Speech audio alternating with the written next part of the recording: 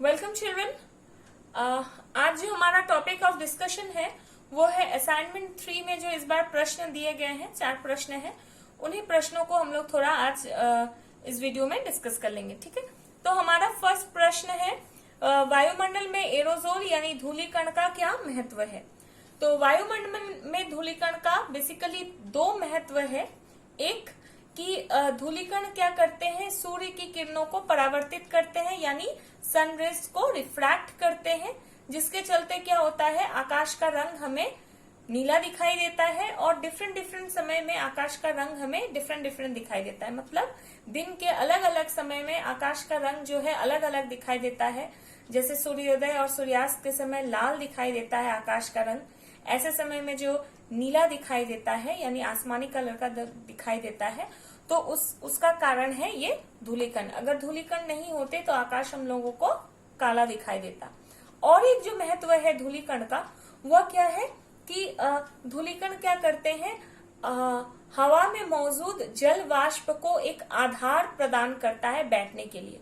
आप लोगों को मालूम है कि हवा में जल वाष्प तैरते रहती है और ये अगर तैरते ही रहती तो बादल का फॉर्मेशन नहीं हो पाता, बादल नहीं बनते, ठीक है। तो धूलिकण पे वो जल जमते हैं और जमने के बाद बैठने के बाद माने एक मान लो कि अगर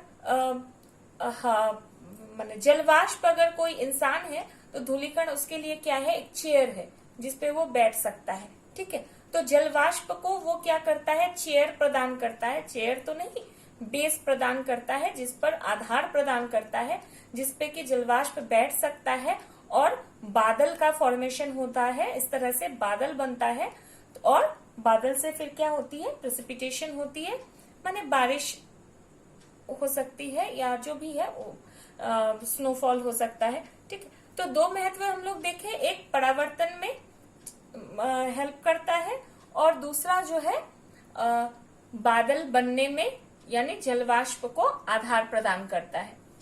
दूसरा प्रश्न है मनुष्य के क्रियाकलाप पृथ्वी की प्राकृतिक सौर पर्दे का विनाश का कारण है। तर्क दो या तर्क सहित व्याख्या करो। तो ये तो तुम लोग सारे लोग जानते हो कि मनुष्य का जो क्रियाकलाप है वो प्रकृति के अगेंस्ट में जाता है, विरोध में जाता है और प्राकृतिक सौर पर्दे का विनाश करती है। इसके ढेरों बहुत सारे कारण हैं, ठीक है। मेरे से अच्छा तुम लोग खुद इसे बता सकते हो कि मनुष्य अंधाधुंध पेड़ों की कटाई करता है, हाँ, पॉल्यूशन की मात्रा में वृद्धि हो रही है, कल कारखाने से निकलने वाले जो धुएं हैं वो फिर जो इतने जो एटम बम टेस्ट हो रहा है, परमाणु बम जो टेस्ट हो रहा है, उसके चलते भी क्या हो रहा है, ओजोन लेयर में छेद बनती जा रही है। ओजोन लेयर मतलब सौर पर्दा, ठीक है।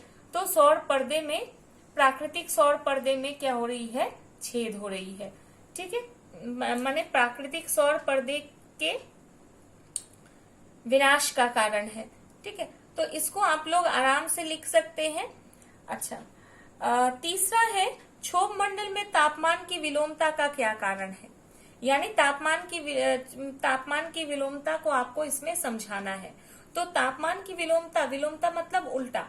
हम लोग जानते हैं कि जैसे जैसे हम लोग ऊंचाई पर जाते हैं तापमान क्या होता है, घटता है, लेकिन तापमान की विलोमता में क्या होगी, यह बात उल्टी हो जाएगी। मतलब जैसे जैसे हम लोग ऊंचाई पर जाएंगे तापमान क्या होगा, घटने के बजाय बढ़ेगा।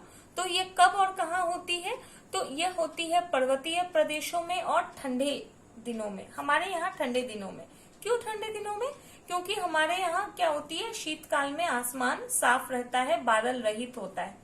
तो ऐसे में क्या होता है, देखो पर्वत की चोटियां दिन के समय तो बहुत गर्म हो जाती है और रात के समय उतनी ही तेजी से ये चोटियां क्या हो जाती है, ठंडी हो जाती है। तो ठंडी हो जाने पर क्या होगी, यहाँ की हवा ठंडी हो जाएगी और ठंडी हवा भारी होती है और भारी हवा क्या होती है, नीचे बैठने लगती है। तो ये हवाएं घाटी की ओर आकर के घाटी में आके बैठती हैं और घाटी में जो गर्म हवा है उसको ठेल करके उसको बोलती है जाओ जाओ जगह खाली करो, हम लोगों के यहाँ पे रहना है। तो इस गर्म हवा को ठेल करके ऊपर भेज देती है। तो अब क्या देखें, घाटी में ठंडी हवा और ऊपर गर्म हवा, मतलब इधर से ऊपर अगर हम लोग जाएंगे तो क्या होगा, तापमान बढ़ेगा। तो यह जो उल्टा क्रम दिखाई दे रहा है इसी को हम लोग कहते हैं तापमान की विलोमता और यह हम लोगों को क्षोभ मंडल में ही यहाँ पर दिखाई दे रहा है। ठीक है, चौथा जो प्रश्न है, वायुमंडल उष्मीकरण के संतुलन को नियंत्रित करने में पृथ्वी पर स्थल और जल का वितरण और नगरीकरण और औद्योगिकरण की क्या भूमिका है। तो इतने बड़े प्रश्न को देख करके घबराना नहीं है। ठीक है, प्रश्न को हम लोग दो भाग में बांट लेंगे। क्या भाग? पहला भाग है कि स्थल और जल का वितरण, माने वायुमंडल की उष्मीकरण को स्थल और जल का वितरण किस तरह से प्रभावित करती है और नगरीकरण और औद्योगिकरण किस तरह से प्रभावित करता है। तो पहले हम लोग देख ले स्थल और जल का वितरण। आप लोग जानते हो स्थल क्या है? ठोस है, और ठोस कोई भी चीज जितनी जल्दी गर्म होता है उतनी जल्दी वो ठंडा हो जाता है। अब पृथ्वी के साथ यहाँ पर क्या है देखो, जहां पर स्थल अधिक है, स्थल भाग अधिक है, वहां पर क्या होगा? वायुमंडल उष्मीकरण अधिक होगा।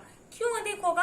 तुम लोग जानते हो कि वायुमंडल क्या है? ये अगर हम लोगों की पृथ्वी है तो ये जो अब माने बाहर जो एक हवा का जो एनवलप है, लिफाफा है, इसको हम लोग वायुमंडल कहते हैं। ठीक है, और सूर्य की आने वाली किरणें क्या होती है? वायुमंडल से सीधे धरातल पर आ जाती है। ठीक है, ये वायुमंडल इसको कोई बाधा नहीं देती है, क्योंकि ये शॉर्ट वेव्स में छोटी तरंग, लघु तरंगों के रूप में आती है, और धरा पर आने के बाद धरातल इसको क्या करती है? रिफ्लेक्ट बैक करती है, वापस भेज देती है, जिसको हम लोग पार्थिव विकिरण कहते हैं। ठीक है, टेरेस्ट्रियल रेडिएशन कहते हैं।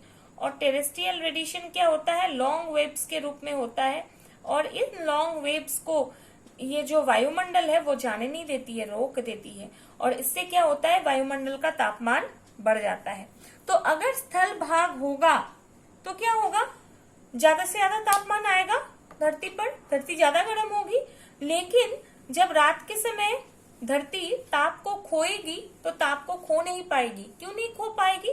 क्योंकि हवा में मौजूद ये जो आपके ग्रीन हाउस गैसेस है, हरित गृह जो गैसेस है, वो तापमान को बाहर जाने से रोकेगी।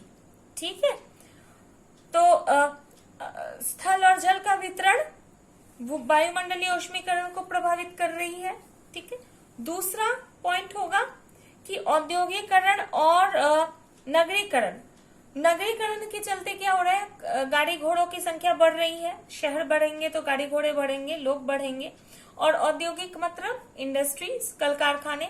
तो औद्योगिकरण और नगरीकरण के चलते क्या हो रही है? गाड़ी घोड़ों की संख्या बढ़ रही है, मतलब यातायात के साधन बढ़ रहे हैं, कल कारखाने बन रहे हैं, और इनसे निकलने वाले धुएं वायु में किसकी मात्रा को बढ़ा रही है? ग्रीन हाउस गैस की मात्रा को बढ़ा रही है।